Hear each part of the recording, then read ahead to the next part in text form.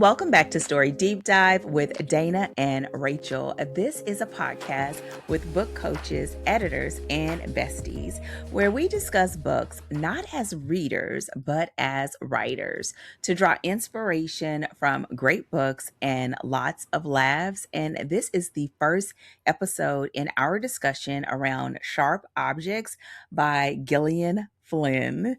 And if you are new around here, what's up? If you are old faithful, thank you for subscribing and being a part of this experience. But you know that this is the last episode that we record when we record. So it has been a long day, but it's been a great discussion. And today will be no different because we're going to sort of get into our overview, sort of prepping you for what's to come in the next 3 episodes. But before we get into all of that, I'm going to toss the ball over to Rachel so she can let us know what is going on over there at Story Cipher. Hello. Rachel? Yes, that's me. So listen, when this episode comes out, I'm hoping that, on that Sunday, I will be refreshed. I'll be feeling good because we will have had our first this is our first ever summer break for the Academy. So we by the time this episode comes out, we'll have just closed enrollment for our next 6-month cohort of Novel 101.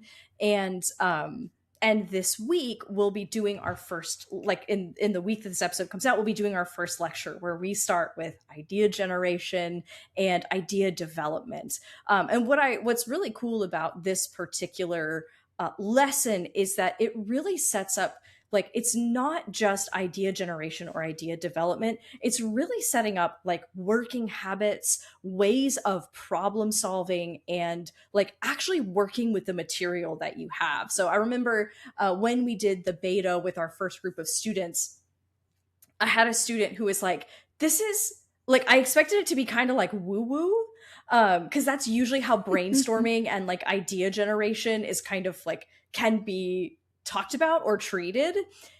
And she was like, this was shockingly, she was like, this was very concrete, very practical, very usable, right? Of instructions of hey, here's what I want you to actually do. And it's cool because this is a tool that the writers are going to use, the stuff that we use for brainstorming and idea development. It's really just problem solving tools. And we're going to use those while we're outlining. We're going to use them when we get stuck in our drafts. We're going to use them for problem solving after the first draft. This is it's cool because it's the first step in the process, but also a set of tools that we will come back to time and time and time again, throughout the process. Which is just something that I love, because it's, you sort of narrow down this, look, these are the tools you have at your disposal. And so when you're working on a problem, you can actually kind of see okay, here are my options. Let me try this thing. Let me try this thing. So that's what we'll be getting up to the week this comes out. I need to get my Dana brain on, because you are planning your summer break. So you guys get 2 weeks. And I'm like, how do I get 2 weeks? I need to work this out so I can have 2 weeks like Dana has 2 weeks. I gotta get in there. I gotta 2 weeks. The fingers coming out. I'm getting my old lady habits. I need to find the 2 weeks. 2 weeks. But because this, I know that if I don't, this is our first ever summer break. I'm not going to know what to do with myself. We've been, going because the launch is, we're recreating landing pages where, we talked about this. I did a full comprehensive syllabus, everything, right? There's all this stuff that has gone into this launch. And if I'm not careful, right, you get on that momentum. And then when it comes time to stop, you can't. Right? Because an object in motion stays in motion. Right? And this conversation is bringing to my attention of Rachel, in a few weeks, you're going to have a break. Be ready for it. Otherwise, it's going to blindside you and you're going to find yourself working when you're not supposed to be. So these are Rachel, the things that are top of mind for me. I feel like he's gonna have to whisk you away because you are not gonna know how to sit still and not go in your office. It's Listen, it's tough. Keeman banned me from my office when I That's did my good. last retreat. Low Hmm. key, I did still come in here. I'm not gonna lie, but I didn't turn on my computer. But That's good. I was like, listen, my art desk is over there. I got to come in here. But yes, you gonna have to get out of the house, go do something. Yes, we do have plans to we're gonna try to go to the theater and see like a movie. So like Mm. Steven, so this is interesting. So Steven Spielberg has a new movie coming out. And it's the And the little with the little guy. the discourse, it's not the discourse, it starts with a D, I think. I can't remember what it is, but the cool thing about this is, so Steven Spielberg, right, it's like he is the king of the summer blockbuster, right? Like he made the summer blockbuster with Jaws and then just kept kind of like repeating like just banger after banger. I have never had the Steven Spielberg like in theater summer blockbuster experience. Like that is never an experience I've had in my life. And I'm like, oh, this is my chance to like see like a Steven Spielberg in theaters, like have that like communal experience of everybody coming together to like see this movie. And I'm really excited about it because like Steven Spielberg is, one of our great directors of our time. And so, and this is like, again, his claim to fame is like the summer blockbuster. And I'm like, oh my God, I get to go experience a Steven Spielberg summer blockbuster. So we Girl, already are oh, looking Lady at Rachel. when we when we can get tickets and go see his newest movie in theater. I'm very excited. Mel, if you are excited, I need you to know the title. Okay, I just need you to That's absolutely fair. I keep seeing ads for it, but it was like Trevor was the one who was like, hey, we should go see that in theater. And like my brain was like, oh, you're right. And like it did all of the like the calculating that I do. You're right. I don't remember the title. I'll look it up. You need to look it up. We went it was a little more than a few weeks ago. We went to go see the Michael Jackson movie. But what was so hilarious, I don't know if I told you, a few weeks before that, I'd gone to the movies with Kiara to go to that. Girl, I'm about to tell you about titles, and I'm not even going to remember the Paris one with Hallie, the one that played the Little Mermaid. Mm-hmm. But it was like her house sitter, and she loses her job and she goes over to France, and she ends up sort of almost like squatting in this man's house, and he comes back home. And so it's kind of like, what's that movie called where the man is in a coma and the family thinks she's his girlfriend? Oh, is it While You Were Sleeping? That one. It's like it's like that, but he's travels the world. He never comes home. His family sees him. She's doing something and ends up they think she's his fiance, and she gets pulled into his family, and he pops up. So this is what we go see. We go to see the movie. The movie was so cute. It was cute. It was like Hallmarky kind of like cute, like romance movie. But the point was, when we was there, they already had the Michael Jackson stuff out. They had the like sparkly cup and a sparkly bucket. And I'm telling Kiara, I gotta get it now. Because when I come back in 3 weeks, it's gonna be gone. She like, Ma, where you gonna put it at? That's what she always tell me. That's not the point. Ma, you don't need it. Rachel, I love a good mug. I love a good popcorn bucket. Why was she denying me? Oh my gosh. She was like, Ma, you don't, this is what she said, Ma, where you gonna put it at? That's what she do. Your impression of Kiara is like one of my favorite things. Girl, it was worse. It's 10 times worse. So I'm just like, okay, fine. I'll get it whenever I come back. They had the bucket, the popcorn bucket had a record lid on the top, and it had rhinestones on the mug, the little cup. We came back. How many was left? None. Oh, we went to the first show on the first day, and they were all gone. Oh, no. And why she gonna say, look, good, you didn't need it anyway. The most unsympathetic the spots in history. Girl, She's like, good, you didn't need it. where you gonna put it? That is not the point. That is not what we're talking about right now. I did not ask you where I was gonna be. I did. That was not the question that I had. Thank you very much. All I need to know is, does this bucket go with this mug, or do I gotta buy them separate? That's the only thing I needed to know. That's it. That's it. Oh my gosh, that's so the point is, when you go, have a great time. I love going to the movies. I love going to the movies, especially in the movie theater. Yes, I was gonna say, I'm having like a new love affair of like, I forgot how actually fun and special it is to like get out of the house and like go out to see a movie like in the theater. Like, by the way, the title is Disclosure Day. Okay, I was Googling it. I muted my microphone and I was clacking away finding the title. I'm like, ma'am, she hyping it up and don't know the title. It doesn't. I know. That's okay. What a vibe.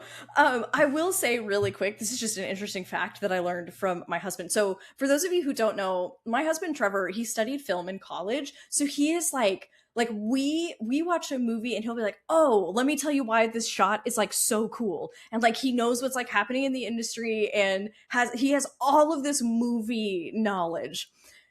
And so then when we come together, right, we watch a movie and we're like talking about the story and then the camera work and like cinematography and costuming, and it's like a whole, right, we just like geek out hard.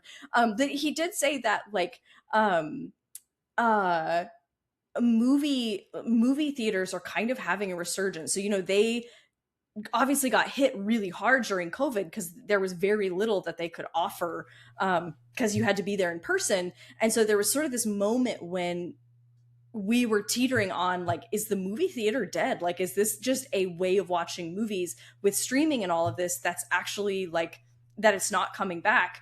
But what's actually starting to happen is while it was kind of on the decline, it's starting to kind of like come back up, where that the craving for that particular experience is actually like growing in America, of like people wanting to go to the movies. Like the movie theater is slowly but surely kind of like starting to bounce back, which is like very exciting because the movie theater is kind of like an American institution, right? It's one of our sort of communal gathering spaces. So I think that that's like really wonderful news to know that like, oh my God, like the movie theater is like making a comeback, and I'm very excited to be a part of it.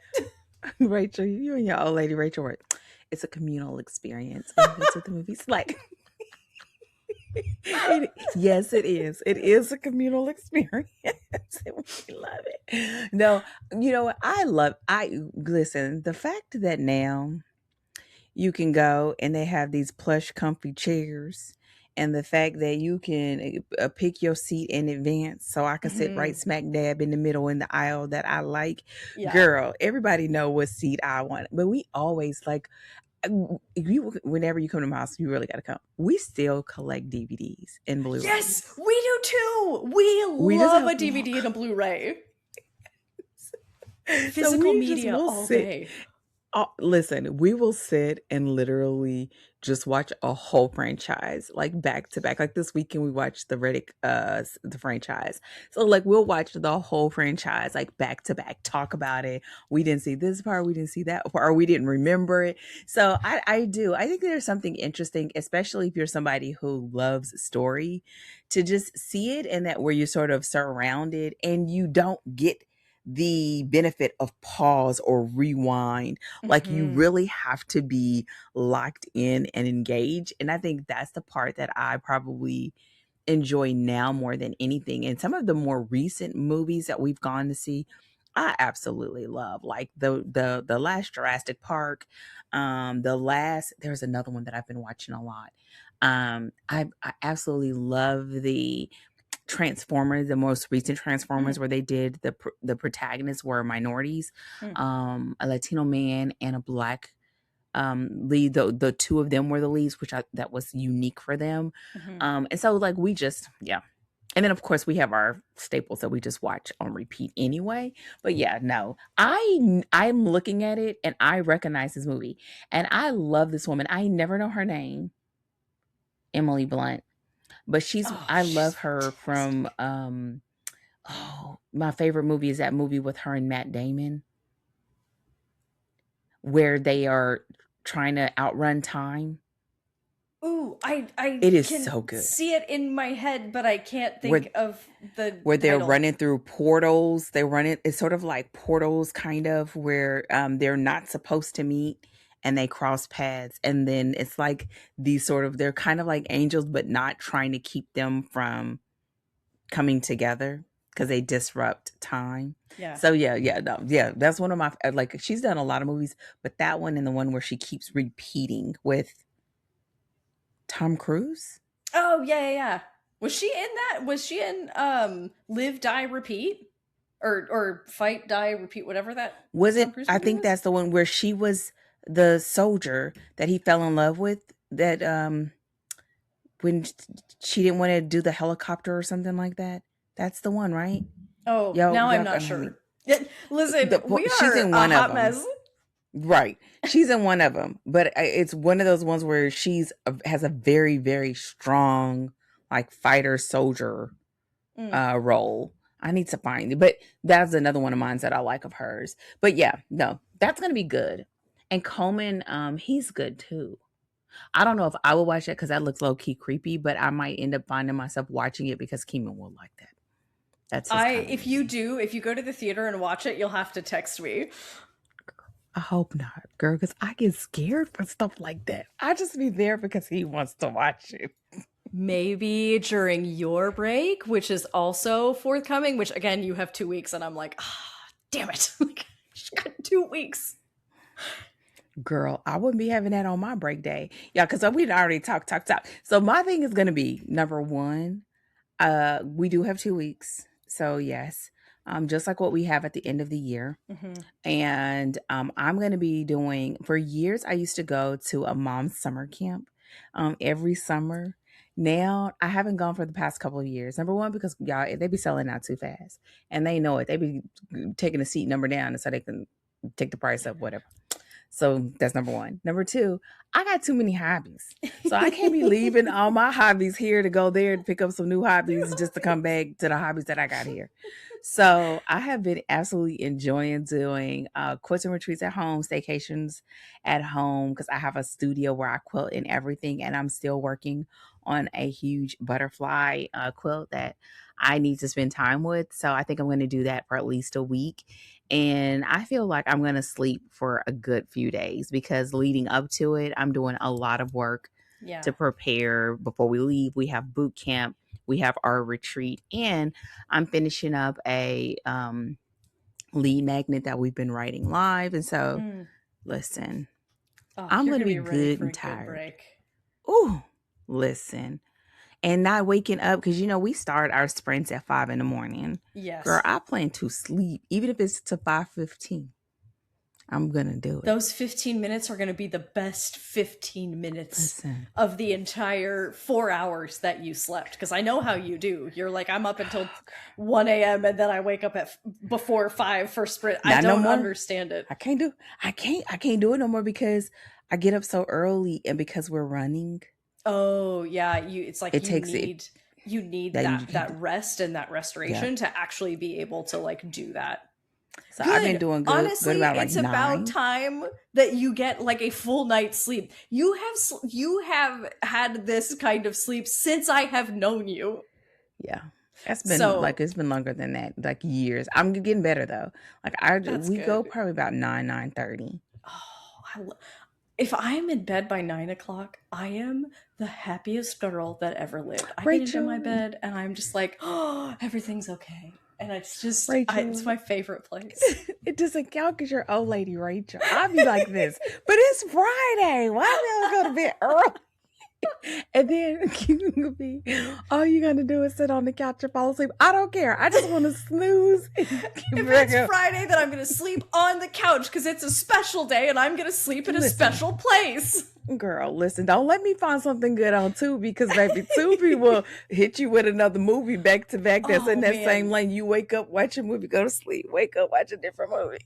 Okay, listen. Tubi is secretly amazing. Like, you would think really for a free service, like, you'd be like, oh, they have all the jank stuff. No. Not only do they have some, like, good, like some good, like, early 2000s, they've got some new some good newer stuff, but they also have a bunch of like movie classics, like They 1940s, do. 50s, like some great old movies that we were like we couldn't find and found them on Tubi. So anybody But listening they're who owned. likes watching things, don't sleep on Tubi because Tubi's actually kind of awesome.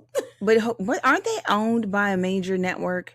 Oh, I have no And idea. like Fox or something. They are. I think they're owned by a major network. I think like Oh, Fox or something like that. But that's why. But yes, Tubi. Listen. They got it going on. You got to deal with commercials, and I don't like commercials, but they for got the it going whole on. dang You can thing find being stuff. free, not sponsored, And y'all. We just love us some Tubi. listen, Okay. okay. And here's the thing that I love. I love the fact that if you watch a movie and you are sitting there and when the movie is over, it will pick another movie that's like that. So Mhm. you'll start going down this rabbit hole. So like if you start looking at some like 1990s style like black Mm, movies, black rom-coms, they'll maybe just they'll get start you doing them another baked. one. Girl, you don't even Honestly, have to it's touch like the remote. the good old days of watching TV, right? When stuff was just on and you were like, oh, I'm going to watch this thing that's on. And then it rolls into the next thing and then you don't have to sit there and like flip through. You just let it, you just Just experience let it, it man. run. Versus having hundreds of channels and nothing on, which That's is right. ridiculous. So That's yes. right. Well, with that said, y'all, we're about to get it because we done been all in the vacation. We are seeing a word of that Rachel actually takes a break. That she does get to enjoy It's a that week. miracle, honestly. We're And so listen, proud. I'm gonna be over here doing what I do because it's gonna be on and popping. But as we get ready to dive into this overview of sharp objects, that's a Rachel pick, and I had to say, I had to say it. I think you've said it in every um, episode, so it I was did, like it so I would be a had shame to to get 3 out of 4. That would be listen. incomplete. They would think something was Full wrong. There's set. nothing wrong. It's Rachel's pick. Okay. What she's going to do is give us a caveat that we've also been saying every episode. And then she's going to give us the summary before we dive into some of the things that sort of rose to the top that we want to talk about before we get into the nitty gritty of our discussion around sharp objects. So, Rachel, let her rip. Yes, ma'am. So, we've said this just like Dana said. We'll say this in every episode, but this novel does go into some really heavy topics, some potentially triggering topics. And so, just want to give anyone who's thinking about picking up this book fair warning that if you have content sensitivities, you definitely want to check out something like the trigger warning database to make sure that it's that anything that you're sensitive to, that you're aware of it, and that you're able to make an informed decision about what's right for you. I think you can still get a lot out of our discussions, even if you don't read the book. But if you do, plan to read it and that's a concern, definitely be sure to check it out because it does deal with some heavy topics. So we'll go ahead and dive in with our summary. This is the blurb for the book. This is just the back cover copy that comes on the novel. So, fresh from a brief stay at a psych hospital, reporter Camille Preaker faces a troubling assignment. She must return to her tiny hometown to cover the murders of 2 preteen girls. For years, Camille has hardly spoken to her neurotic, hypochondriac mother or to the half sister she barely knows, a beautiful 13-year-old with an eerie grip on the town. Now, installed in her old bedroom in her family's Victorian mansion, Camille finds herself identifying with the young victims a bit too strongly. Dogged by her own demons, she must unravel the psychological puzzle of her own past if she wants to get the story and survive this homecoming. Awesome. So, Rachel, what are some of the things you'd like for us to cover in this overview? Yeah, so I want to, since we're sort of setting up for the conversation that we're going to be having over the next few weeks, I definitely want to talk about the context for this book when it came out, which I think is really an interesting thing to consider about this book. I also want to talk about this as a crime story. So definitely, like, I think psychological thriller is absolutely accurate, but it does follow the conventions and rules of like a traditional crime story. And so talking about how that's kind of playing out in and shaping this story. And then I also want to talk about how tone and theme really shapes this story and the relationship between those two things, because it's going to really impact every conversation that we have from this point forward. What about you? I feel like you had a couple more. Okay. I want to talk about, well, I feel like this is something that we've talked about often, but here I want to talk about the dual promises, Mm-hmm. even if it's just for a moment. What you're talking about, the crime story slash psychological thriller mystery sort of vibe, but also the fact that we are on this journey with Camille, and so you have this dual promise, much like the conversation that we had when we talked about Fourth Wing. Mm-hmm. And so that's the first thing that I have. I also have that I absolutely love the way Gillian handles the sharing of information, Yeah. the way that she sort of controls dropping and dripping that backstory, and how she handles the disclosure of the details that really begin to sort of cement us into this story. um, I want to just talk a moment about Camille and like what it is. It will in this story we get to experience an authentic character. Mm-hmm. I think that's a little bit different, in a sense that we talk a lot about a character being likable. We talk a lot about a character being relatable.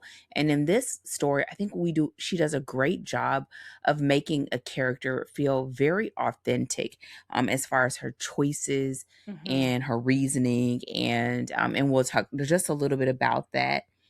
And lastly, I feel like this comes up at least a couple of times over the next month, but it's the thought that she comes out of this gate hot, right? Mm-hmm. In that the way that she establishes those first couple of chapters, that is the base, and it goes up from there. And so this story does a great job of setting the expectations and the reader promise from the gate, so Mm-hmm. you know whether this is the type of story that you want to read, because this is not Yeah. your regular story, right? Mm-hmm. And I think that is really great, just in a sense of sort of acclimating us to what we're getting ourselves into. Yeah. But then she takes it up from there, Mm-hmm. and it gets to some uncomfortable heights or uncomfortable depths, Mm-hmm. but it makes for a very entertaining and sometimes frustrating story. Yeah. And so I have that to sort of talk about too. So I think it would be really great for you to maybe start with the context before going into the genre. I think that would be a great basis to sort of set us up into talking about these other topics. Yeah, absolutely. You're right. I did forget. I like my brain didn't see one of the bullet points. So I'll weave in a discussion of sort of first person POV somewhere in there as well. Yep, But yep, yep. I was like, oh, yep, I did miss one. Um, I was gonna bring it back. I had it. Oh, thank you. See, had my back over here. So I think so. This book, again, is an exploration of themes of violence and control, and the forms that violence takes in the world, like what it looks like, and all the different ways it can look. And it really focuses, like it spends a lot of time looking at violence, like what violence looks like in like maternal relationships, in female relationships. And I think that that is so interesting when you consider that this came out in 2006, because so many of these conversations, we 2006, this is pre Me Too, right? Pre so many of the discussions we ended up having, a decade later about female experience and the way women are treated and the kinds of violence that women experience and taking that seriously. Like in the early 2000s, this is not as much of a conversation that was happening. We still have a lot of that early 2000s culture that had some pretty questionable, weird stuff in it that now, right, we look back on and we're like, that's not good. But was like, right, but again, that was like culturally standard at the time. So for a book like this to come out, right, that's talking about these things, about like women's relationships with their bodies, and how women treat one another, how society views women, all of these kinds of things. It makes it really kind of an incredible forerunner of a conversation that's going to happen again, maybe slightly less than a decade later. And so that we were talking about it during the pre-show, and I just thought it was like an interesting thing to mention when we think about the time that it came out and starting a conversation that was not especially common in the time. Exactly. I think number one, I think is important to note just in general. Mm-hmm. But the other reason why I think it's important for us to talk about it now is because part of what we're doing here is looking at stories for inspiration and, of course, entertainment. But part of that inspiration is understanding the context in which you found the story. Mm-hmm. This story would look totally, probably, I think it would look totally different right now. I Yeah. think she still would have been able to do some of the things that she's done here, but I do think that there would have been different things, whether it was the sensitivities, whether it would have been addressing certain things. Mm-hmm. And so when you're looking at stories and you're looking at them for the sake of comps, Mm-hmm. you're looking at them for some inspiration when it comes to themes and Yeah. treatment of themes in story. Don't forget that. Don't forget Yeah. to look at that and pay attention to like what was going on. You know, sometimes it's not even just what's going on when that book was released, what's going on in the country, right? What's Yeah. going on in the world, Mm-hmm. because that affects a lot of what the expectations were from readers Yeah. concerning that potential subject matter. Mm-hmm. And so when you think about that and then you look at that against the fact that this is a crime story. Now, I would like to ask a question about this. When you say a crime story, because I think this is one of those stories that give or take a few genres, you normally will find some of the best stories are the amalgamation of multiple genres, that Mm-hmm. it can sort of sit in several places. And I think this one does that. The fact that you can say psychological thriller, the fact that you could say borderline on horror, the fact that you can say crime story. I think it would be interesting to not just talk about how it sort of sits in crime story, but if you are a writer and you are sort of looking at a story like this, where would you really want them to sort of focus their attention and sort of establish the foundation of what they are writing in that story before you try to grab all of the things at once? Yeah. So, and this is the interesting thing that can be tricky when we use like a designation like thriller. And we've talked about Hmm. this with um, previous picks in the podcast. But you know, the words suspense, thriller, crime, like they all get kind of like shelved Stuff together. They get together. sometimes used interchangeably, which is why I don't always use the term thriller for a story, because thriller doesn't, the way that thriller is used commercially doesn't always have a such a precise who done it like at the center of it. Yeah, it Um, doesn't. Mm-mm. but this definitely fits with the category of psychological thriller because we are like it does test the bounds of the protagonist's own psychology, right? And trying to figure out what's true, what's not true. Can I believe my experience? And so that's where like I think psychological thriller is very accurate. But what this does, it is a fantastic example of a crime story with a journalist protagonist. So even though it has and you're right, like it really is kind of a blend of these two things. Cause like I said, not all thrillers will have that very clear crime story center driving it. Sometimes it's like more of a chase story. Um, Mm-hmm. That's but this common. has like all of those things like wrapped into it, right? And so but at its core, like the thing that sort of almost gives the story its spine is the like classic crime story investigation. So it starts with the body and ends with who did it. And so that's really the the qualification that makes a crime story, which is why this has that very, very clearly. And then we even, it even follows the sort of crime convention of your protagonists role in the investigation affects how that investigation unfolds, right? So she is a Mhm. journalist, and so she's here looking for a story, but of course, in the course of trying to get the story, she wants to know who's actually responsible. So she's picking up clues, she's talking to suspects, she's talking to witnesses, and trying to piece together the story of like what really happened and who killed these girls. And then at the end, right, it delivers with that answer. And so her investigation is shaped by the fact that she's a journalist. So the level of access that she has to information, what she has to do to get information, right? Because she doesn't have like the authority or the access that a police officer would. And again, you'll see this. You've got police officers is one sort of subgenre, right? Like the police procedural. You also have right like the courtroom crime story where right lawyers have a very specific amount of access or not access because of their role in the legal system.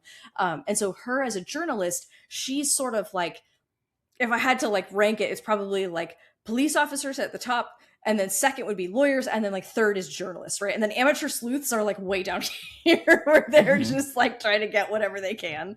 But so she has a certain level of access because press is like formally recognized, but nobody has to tell her anything. The police don't have to tell her anything, right? And so she has to navigate on the basis of her concerns and her access as a journalist. And so that really creates, like I said, that story spine.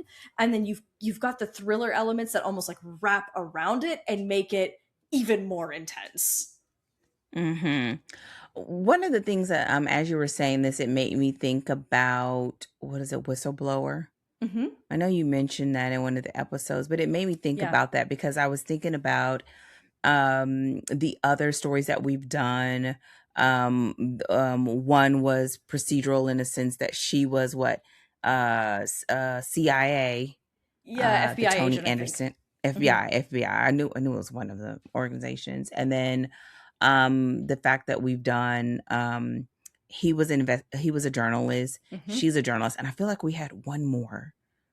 I mean, Sookie Stackhouse and Woman in the Library, those were like amateur T sleuths. Yeah. Mhm.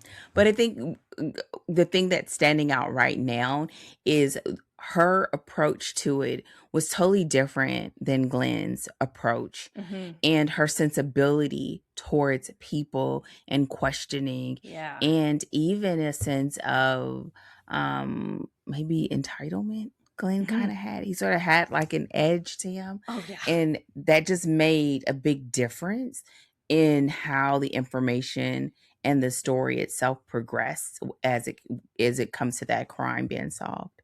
Yeah, and that's like I think I love that point because what that's really showing you is like as a writer, if you're writing in this genre, there's so much opportunity for like for the story to take on its own unique flavor. Like same thing with like a romance, right? Where it's like, well, we know that we have these certain conventions that we follow, and this is kind of the basic arc of the story. But what it looks like specifically, right, is like where the author gets to have It's very playground. specific characters and play with how they interact with the specific world that you've put them in. And that's the same thing that's true here is like, yeah, Gil Peck, first of all, like British journalist, like formally kind of like enmeshed in sort of the political system as a reporter, and absolutely like his approach to interviewing, right, that also causes him no small share of problems.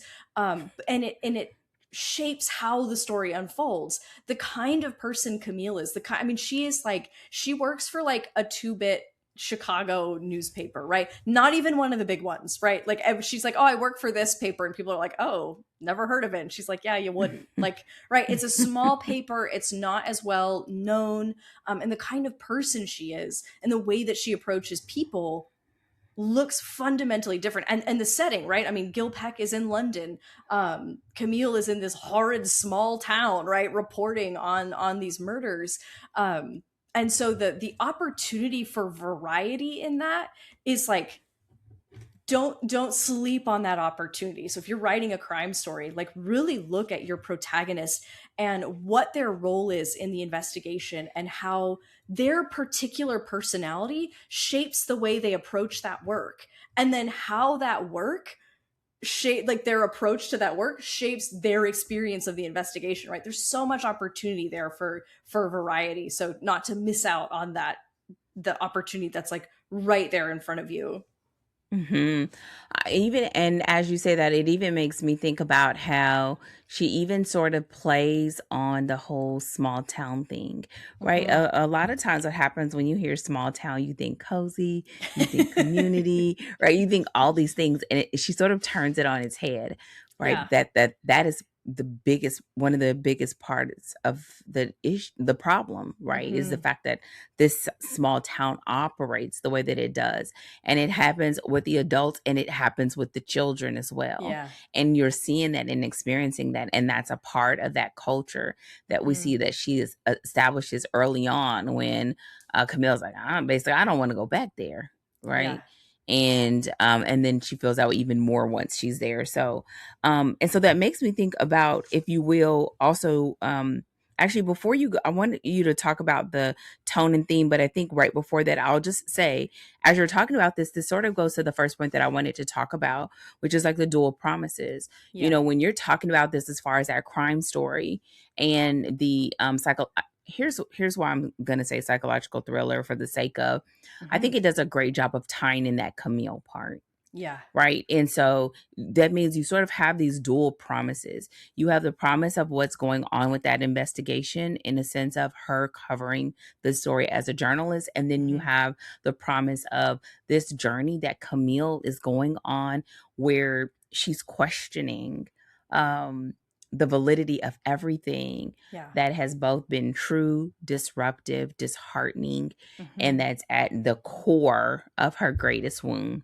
Yeah. And so she in the story is sort of having these dual things happening, but they're equally as important. And so understanding that is really important as you move forward. And you see this as we move forward with this story. And we talk quite a bit about this as we move forward with the other episodes. And so I'd love for you to sort of also talk a little bit about the tone and the theme, now that we understand, like, here's the arena, here's the context that we're dealing with, here are the genres that we're talking about for this story. And now we start looking at the way that Gillian decides to sort of color this world, if you will. Yeah, so the next three episodes we're going to talk extensively about tone and theme, and one of the things that you've mentioned before is that this book, the reason it's like so useful to look at those particular aspects of this book is because when you see them in an extreme, you can see it, you can kind of see the mechanics more easily, because you're like, wow, like she, this theme plays out in every single layer of the story, and this tone is consistent to the point that we are like, oh, please give us a break. Like, to through and through the entire story, every choice that she makes is really informed by the tone of the story. And I think that's really important, because the way that we think about tone and theme, we want to make sure in our stories that those things are in harmony rather than in dissonance, right? So Mm-hmm. and you kind of have to choose, depending on, the story you're telling and what's most important to you about that story, which thing kind of dictates which thing. So for example, if the theme is the most important thing, you sort of, you uncover the theme of your story and you are like, this is almost like the non-negotiable aspect of my story, this is part of the truth of my story, then your tone is going to have to modulate to meet that theme, right? So when you're dealing with a theme of violence and female violence and control, and right, wanting to go into these dark places, then your tone is going to have to be heavy, unsettling, like, right, like those things have to match. Versus, because if it were lighthearted, it literally wouldn't work. Like, you would feel like you were almost like in a demented dark comedy, right? Like, just completely, those things would never go together. But if you were right, if she started this out as a cozy, and she was like, oh, it's going to be a fun small town story and it's going to be very lighthearted, and the most important thing was keeping, like, maintaining a light tone, then she's going to have to modulate how she deals with that theme in order to match the tone. And that's what I mean by, like, you sort of have to make a determination of what is the truth of your story, so that you can make sure that everything is in keeping together with those, because they mutually influence one another. And so for this story, right, we're looking at violence and control and how people exert control over others. And that tonally, she takes it all the way to what this looks like in the most violent and the most awful ways, and shows us that on the page. And so that really dictates the actual contents of the plot and what kinds of sort of evils that we see in characters. Mm-hmm. I think this is again the result of having really great conversation, because even as you're talking about this, and we've had many discussions for many hours, okay, about this, it makes me think about like this overarching sort of thought about the extent that parents will go to protect their children, Hmm. and how in this story that is sort of taken away by the circumstances. And so, even just having that, right? We talk about this later, where you talk about those choices that are sort of in alignment with this, whether it's, the crime that was picked, the profession that was picked, Mm-hmm. where we start off, and even her disposition with going back, right? Mm-hmm. It is all sort of clouded by her past experience, her current reality, Yeah. and this horrific crime. Mm-hmm.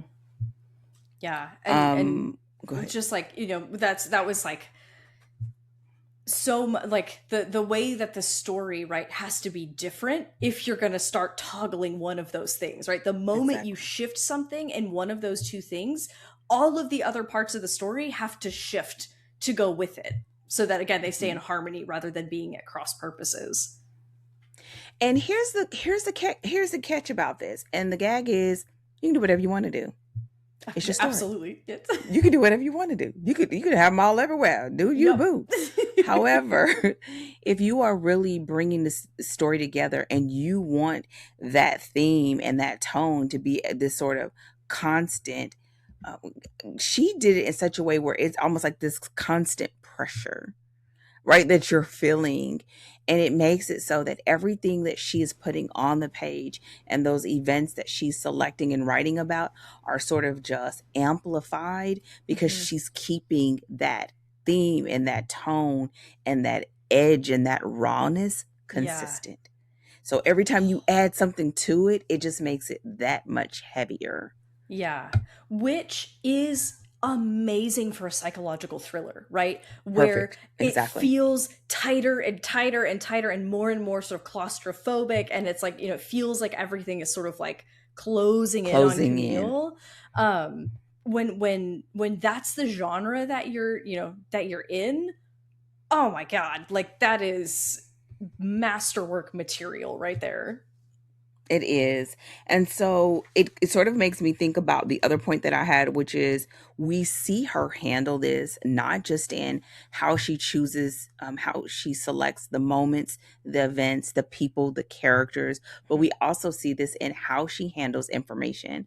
Y'all, she gives a lot of information, and she is very selective of when she chooses to disclose the information, Mm-hmm. especially about Camille. She did a really great job of making us curious about Camille, making us wonder, like, about the way that she thinks, her relationship with her mother, her relationship with her sister, what her life is like that would cause her to have this distance, and now to be back in her mother's house under her mother's roof, and how they are sort of navigating this relationship with her being an adult and her mother still being her mother.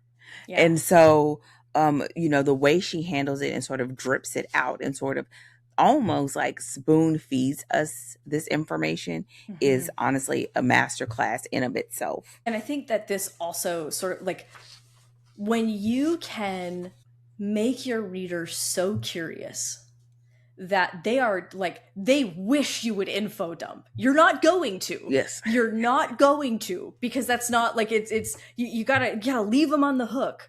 But like, that is when you've really got something, right? Where your readers are leaning in, right? And they're curious, and every morsel of information that they get, they're just like reaching for, right? Grabbing They it up. want more and they want more. And that's really like, that's how you want to handle information in a story. That's kind of what you want readers to experience. For every piece of information they get, they're like, wait, tell me more, right? And every piece of information they want a little more, and you keep giving them, right, just enough for like what they need for the story in that moment, and keeping them on the hook with that curiosity. That's one of those functions of narrative drive, where literally the pure information of the story is suddenly a force of narrative drive. And that's when you know you really have something. Well, that, and also there was some stuff that if she would have told us too soon, too much, baby, we would have been out. Oh I'm my speaking god. for all of us, look, all of Yes. our we's, okay? Um, Yes. but what it also does is, I think this story, as we move forward, you will have us opportunity of engaging with and experiencing an authentic character. Yeah. One of the things that we'll talk about here is that, we hear a lot about likability, relatability, and here Camille is one of those very rare characters where you don't dislike her, you are empathetic, but there are Mm-hmm. some things about the way that she handles things, the way she sees things, the way she processes it, where you're just like, like, and I'm like, is it one can short of a six pack? Yeah. Like, what's going on here? And what you begin to see and appreciate is that you are along for the journey because you're experiencing an authentic character, a Mm-hmm. character that you understand what their choices are and why they are making those choices, and the things that they are deciding and choosing is in alignment with what she's shown us Mm-hmm. concerning this character, even if we're like, okay, I wouldn't choose that, Yeah. Or we're like, and Camille, we please don't do exactly, it. like, Yeah. we want her to not choose it, but Yeah. we're also like, yeah, we're surprised, but we're not surprised like, I can't believe it's not that kind of surprise. Yeah. You see it in her reasoning, and all the way to the point of seeing it at the end. It's like it stays very true.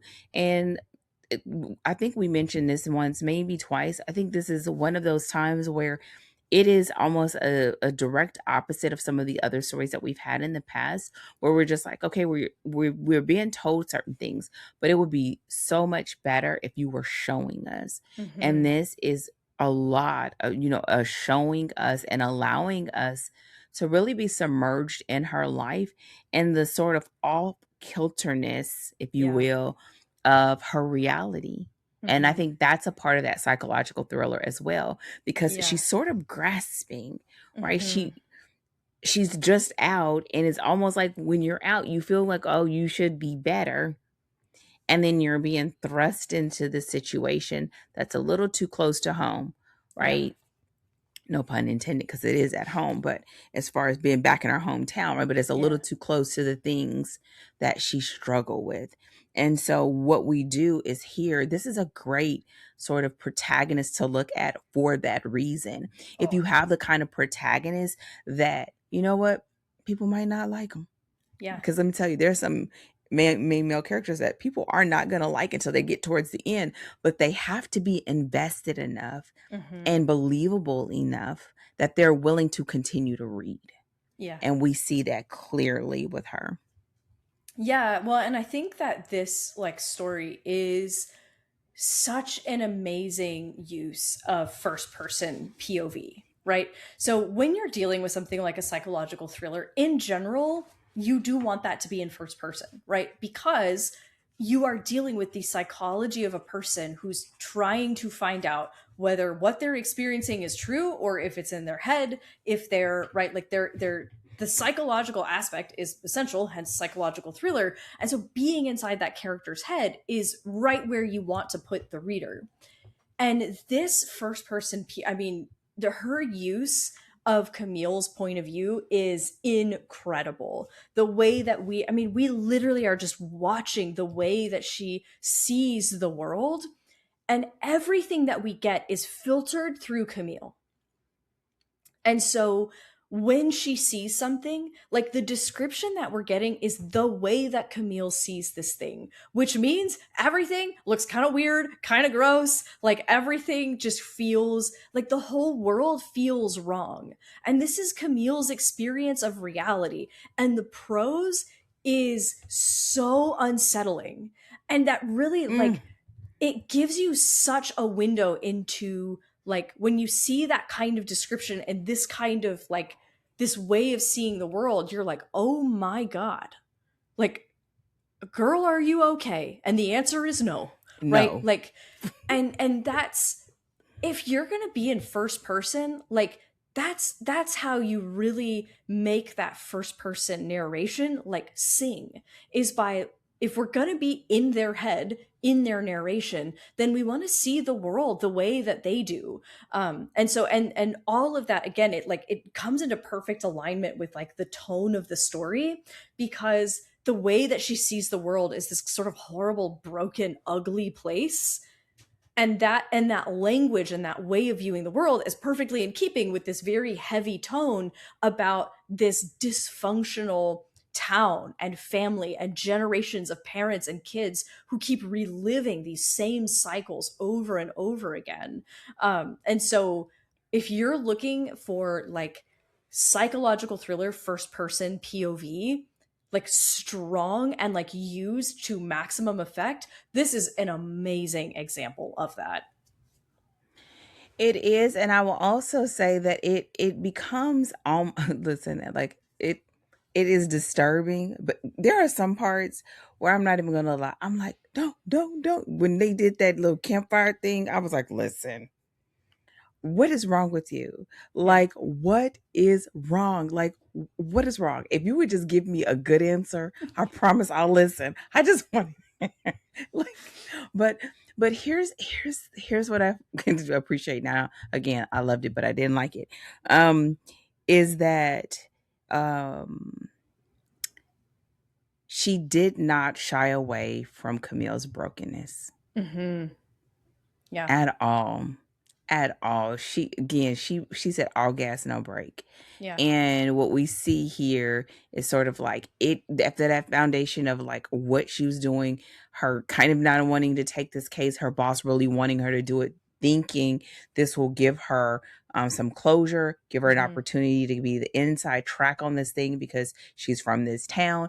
And it essentially does what a story should do. Like we see them at the right place at the right time Hmm. for something significant to happen in their life that's going to change the way they view life forever. Hmm. Right? It's like, why this person, why now? And we Hmm. see that. And as she sort of establishes the context and sort of lays the groundwork for her playground, Gillian said, "Oh, hold on." As Rachel says, scream if you want to go faster. And we're Woo! screaming, no, right? And you see this, and I love this because again, this is another one of those things that we've talked about a lot. That the whether it's the tone, the themes, the genre, the promise, that reader writer contract sort of being established at the beginning of the story, and she nails that. And Hmm. then it's like you never look back. Yeah. You never look back.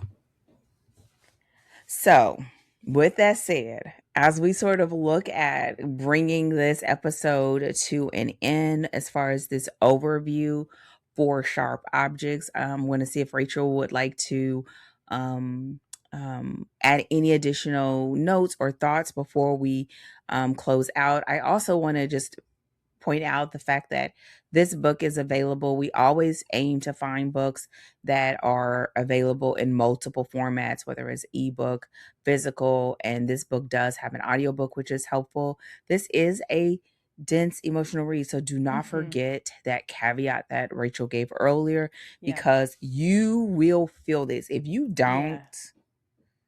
I'm not gonna say nothing about you because it's none of my business. But but you're gonna feel this. You're gonna feel some way about it. And it's beautifully written. So are there any other things that you want us to talk about before we close out this overview, Rachel?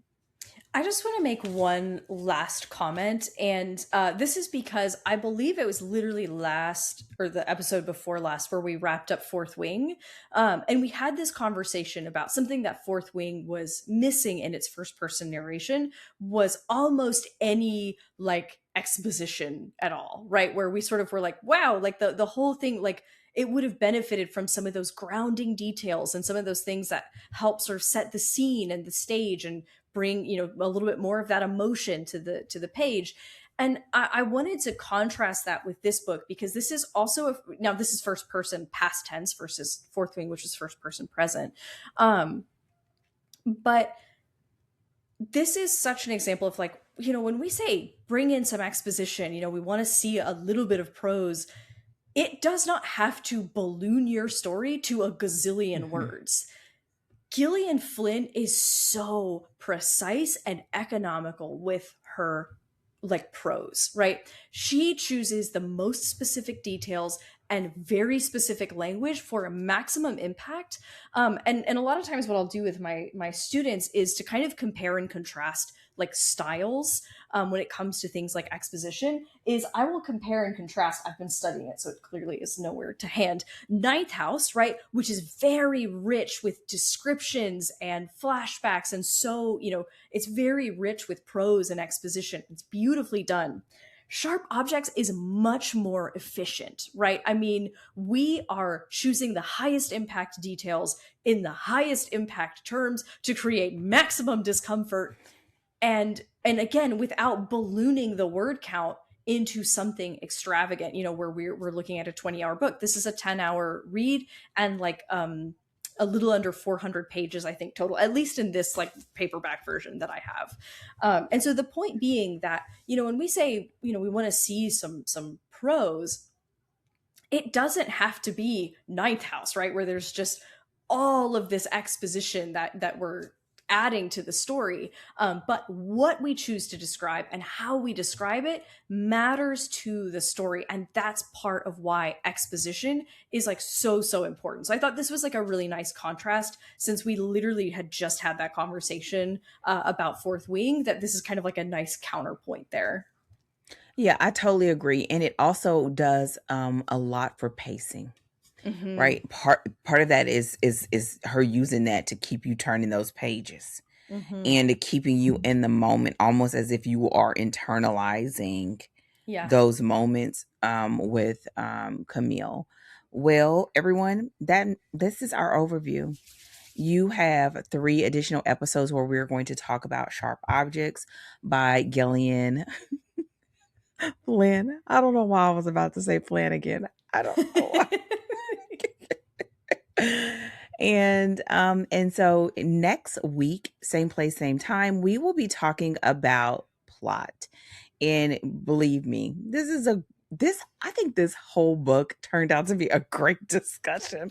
Yes. Especially since I came in like, I love the book, but I don't like it. Like, I was intentional. But this is a great discussion and a very enjoyable book. So if you haven't done so already, go ahead, grab your copy. If you have any questions, let us know. You can visit us online at storydeepdive.com. Don't forget to thumbs up, interact, engage with wherever you are experiencing us, whether it is in your favorite podcast player or if you're seeing us on YouTube. We would love to be able to interact with you. Also, let us know if there are any books that we should have on our 2027 reading list. Yes, we are talking about 2027 because your girls are not playing. So go ahead. Send us in those recommendations. Listen, we cannot promise that we're going to let you pick. We already let Rachel pick. So we know what happens when we let Rachel pick. We don't know what we're going to do when the strangers on the internet pick. We're going to have to just measure our decisions here. I don't know if my heart can take it. Okay. So with that said, we are out. Have a fantastic day. Thank you for joining us. And as always, happy writing. Goodbye.